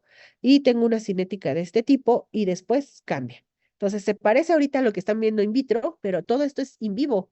Entonces por eso es una cinética mixta. No la puedo estudiar de una sola forma. ¿Sí? Tendría que calcular su pendiente y su Bmax, que sería el cambio de cinética. ¿Sí? Entonces, para que vean que sí, lo que vieron en bioquímica se vuelve a utilizar cuando quiero ver este grado de unión de fármacos a proteínas. ¿Sí? Chicos, ¿dudas hasta aquí? No, No, Ujú. Ahora, ¿qué condiciones alteran esa concentración plasmática de proteínas? Pues sí, ya sé que hay en la sangre, pero ¿qué lo cambia? No siempre es así, ¿sí? Primero, en el embarazo, ¿no? El embarazo no es una enfermedad, es una condición fisiológica que a lo mejor unos tienen más o menos riesgo, sí, que pueden tener enfermedades durante el embarazo o desarrollarlas también, pero como tal el embarazo en una mujer sana normalmente le lleva a una disminución en cantidad de proteínas, porque toda la energía está centrada en obviamente en el crecimiento del nuevo ser que se está formando, entonces no se sintetizan tanto, de hecho disminuyen. ¿Sí? No tanto como un desnutrido, claro, pero es importante. Van a decir, bueno, en el embarazo, ¿alguien toma fármacos? Pues, ¿qué creen? Sí, sí lo toman. Así como hay de estilo de vida para mujeres que no quieren sentir los efectos de un embarazo, que no son mortales, hablando de algo sano, están aquellas que tienen patologías, ¿no? Por ejemplo, que tienen diabetes, que tienen epilepsia, que tienen artritis, que tienen lupus, no sé, miles de enfermedades crónicas que no pueden dejar de seguir el tratamiento, incluso estén embarazadas o no. Si lo están, el feto, vamos a ver más adelante, constituye un sitio de almacenamiento más, como si fuera otro órgano de la mujer. Ahí también se va a ir muchísimos genobióticos. Pero mientras esta condición disminuyó la concentración de proteínas, ¿sí? Hay que ajustar dosis, tendrían que disminuirla, ¿no? Porque, ojo, recuerden que siempre nos las dan por peso. Cuando estamos embarazadas vamos ganando peso conforme se desarrolla el bebé, pero no significa que yo tenga más proteínas. Los médicos tienen que tener mucho cuidado al prescribir en estas personas, ¿no? Sí, en el caso del ejercicio, perdón, ahí aumentan la concentración de proteínas. ¿Cómo? O sea, si por ejemplo hoy corrieron porque ya no alcanzaban el autobús o porque tenían que llegar a la clase de las 7 de la mañana, eso no va a aumentar su cantidad de proteínas. Tiene que ser un ejercicio de alto rendimiento constante. O sea, ya personas que tienen una cantidad de músculo bastante elevada por ejercicio, entonces también aumenta su concentración de proteínas plasmáticas, ¿no? Y ahora pueden decir, si es súper deportista, ¿se enfermará? Bueno, a lo mejor sí, a lo mejor ya trae una enfermedad o puede adquirir una. ¿Qué tal si, por ejemplo, ahorita con el COVID, no importaba si eras delgado, fuerte, grande, deportista, no deportista, si al final a todos nos dio, ¿no? O a la mayoría nos dio. Entonces, si le iban a dar un antiviral, pues tienen que tomar en cuenta que ellos tienen más proteínas, ¿no? O si ya trae algo crónico, pues también irle dando, irle dosificando, cambiando esa dosis, ¿sí? Por ejemplo, se sabe que la tiroxina se fija en mayor proporción a las proteínas plasmáticas, ¿no? Lo cual imaginen un paciente hipotiroideo que sea musculoso, ¿no? Tendrían que aumentar la dosis, porque esta sí se fija, pero en otras tendríamos que ver si tiene o no efecto, ¿no? Aquí al contrario del embarazo, mientras en el embarazo hay que disminuir dosis, aquí en estas personas hay que aumentarla, simplemente por la cantidad de proteínas, ¿no? Claro, si ya hay una enfermedad, acuérdense, en una patología hay un desequilibrio de la homeostasis, ¿sí? Entonces aquí sí, si tienen una enfermedad hepática, les decía hace rato, no pueden producir proteínas. Entonces está mermada esa cantidad. Si hay un síndrome nefrótico, o sea, en el riñón, dice en el riñón que no produce, pero hay como un ciclo, una conexión entre los órganos. Cuando les falla el hígado, les falla el riñón. Cuando les falla el riñón, les falla el hígado, ¿no? Y entonces van ahí, ¿cómo les diré? Garantizando que no van a tener suficientes proteínas. Y claro, otras cosas, pues porque obviamente están enfermos. Aquí les pongo algo bien extremo, ¿no? Pues algo ligado con fibrosis o la cirrosis, ¿no? Bueno, es por decirlo, pero bueno, ¿qué tal una hepatitis? ¿Qué tal ahorita con los de hígado graso? Tiene grasa, eso no es normal. El hígado no está haciendo sus funciones como debe, ¿sí? Entonces, posiblemente tengan menor cantidad de proteínas. Otra vez, como en el embarazo, hay que disminuir las dosis, si no lo intoxicamos. Bien, en la edad, en la edad depende, ¿cómo se llama? Normalmente se ven los extremos de la vida. Cuando son muy bebés, muy pequeños, obviamente adultos, y cuando son ancianos. Si estamos en esos tres extremos, pues el ideal es el adulto, es donde en teoría todo nos sirve, todo está bien, ¿no? Si estamos sanos. Pero pues en los bebés, por ejemplo, sus sistemas todos están inmaduros, no han llegado a su capacidad máxima de función, mientras que en el anciano ya están degradados por el tiempo. Agréguenle que sea anciano, a lo mejor está enfermo, ¿no? Entonces ya serían dos factores, edad y patología, ¿sí? Y lo irónico, ya vimos desde la primera clase, que ellos son los que más medicamentos usan y de por vida, o sea, ellos ya no lo pueden cambiar. En el caso de los niños, a menos que fuera algo crónico, pues desde ahí, ¿no? Usan. Pero si no, nada más es por periodos de tiempo, cuando les da una infección, ¿no? Y luego ya no los usan. Entonces, ojo, ojo con esto de la edad. La cantidad de proteínas cambia, disminuye en los extremos de la vida o está disminuida. ¿Sí? Sí, profesor. Ujú. En el caso de la desnutrición, pueden decir la desnutrición y procesos inflamatorios, pues ya son patologías. Pues sí, podría ser porque son condiciones que cambian nuestra función corporal, ¿no?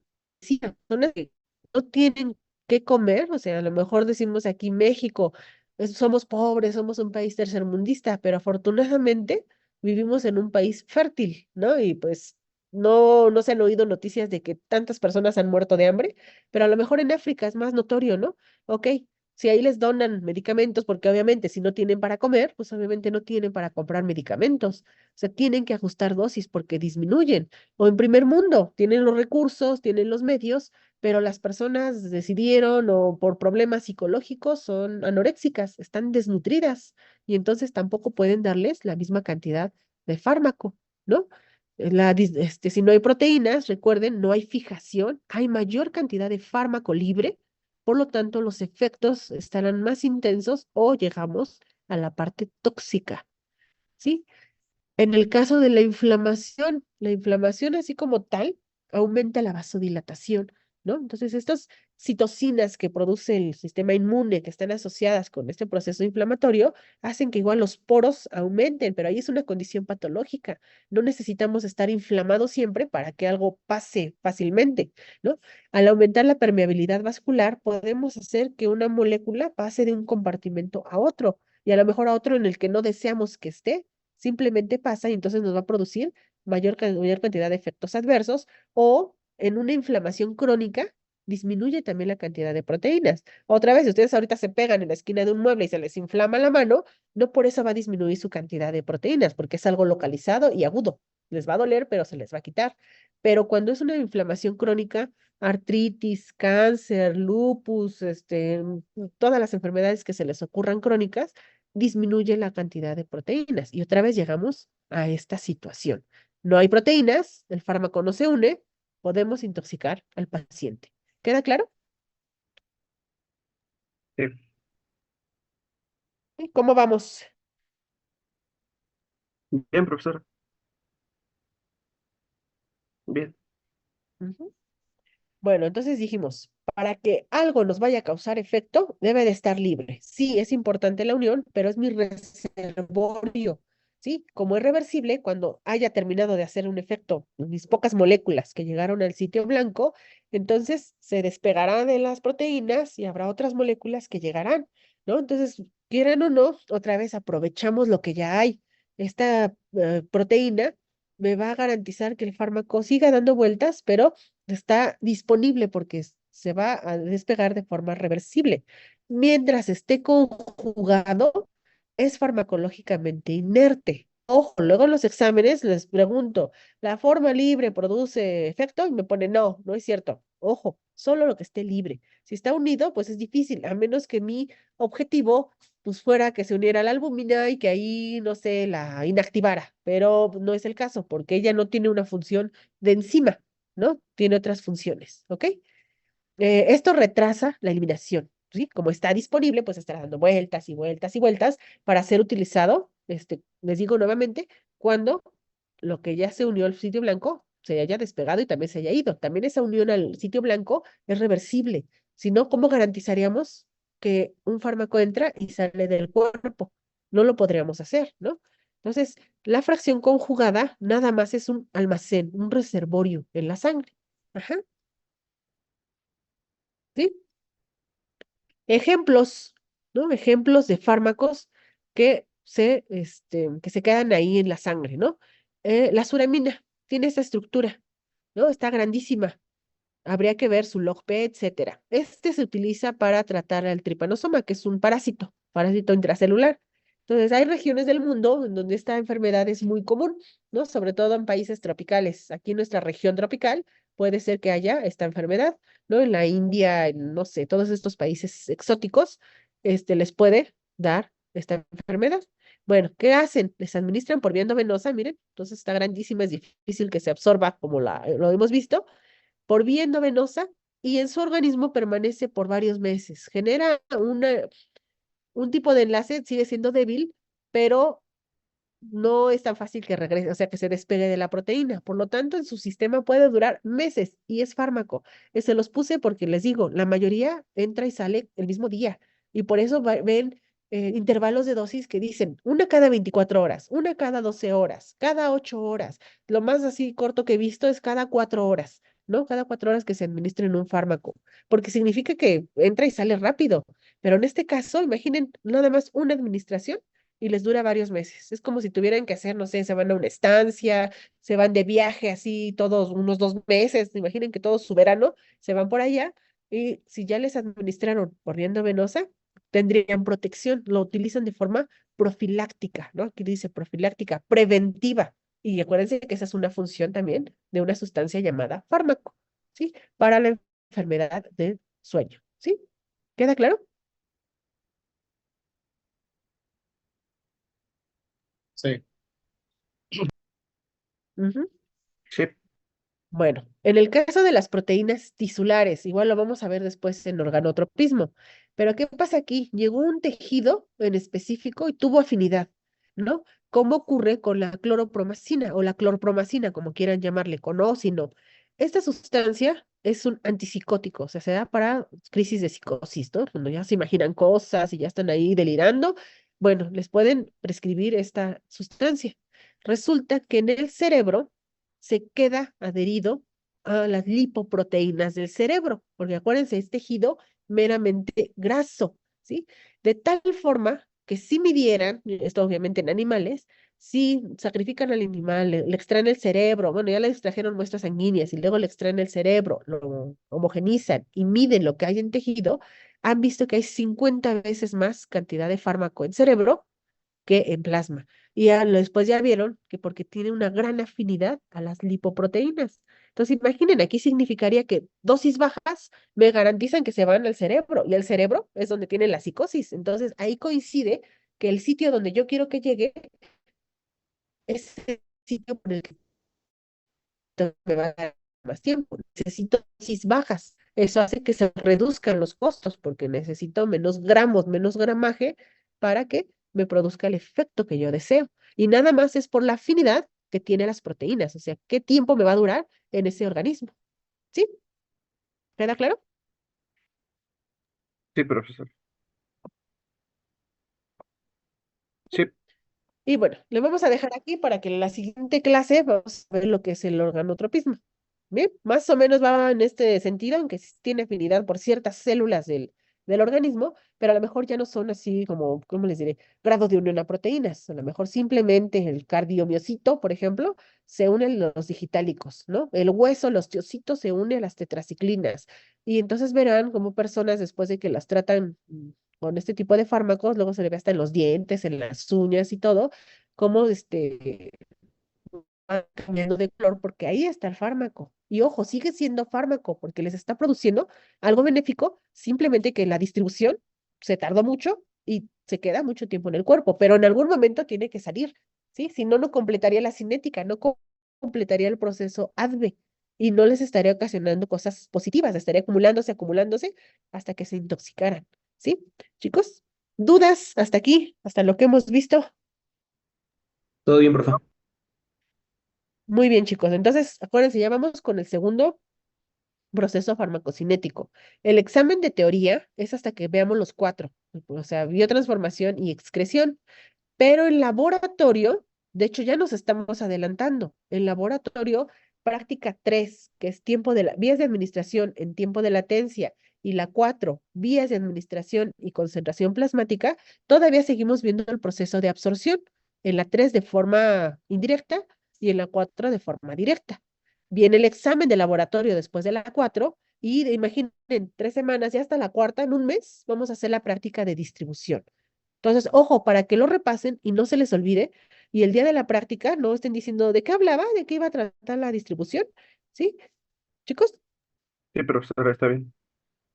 bueno, pues nos vemos entonces el lunes. Cuídense mucho. Ah, ojo, bueno, el lunes también les podría avisar, pero o sea, ¿saben que el siguiente miércoles hay suspensión de clases No, por el Congreso? No sé si ustedes van a asistir o ya les dijeron cuál es la modalidad para ir,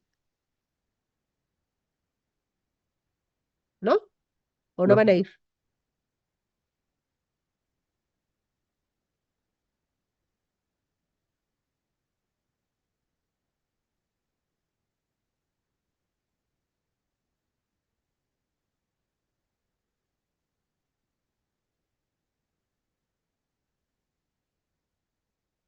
Ok, chicos, lo digo porque, o sea, son conferencias específicas para ustedes, para su carrera. Entonces, si no quieren pagar, a lo mejor es la opción en línea, ¿no? Para que lo tomen desde su casa y ya, pero si lo pagan, vayan, por favor, va a ser ahí en el auditorio de bioquímica que está en Casco. Entonces, vayan y lo toman. O sea, nos han dicho los maestros que tenemos clase miércoles, jueves y viernes, que los motivemos a ir, ¿no? Todos pueden usar la motivación positiva o negativa. Pero bueno, si pueden, vayan o conéctense, porque les digo, es muy importante para farmacéuticos, es un congreso nacional, todas las universidades que den algo de farmacia, están invitadas, ¿no? Y ustedes son la sede.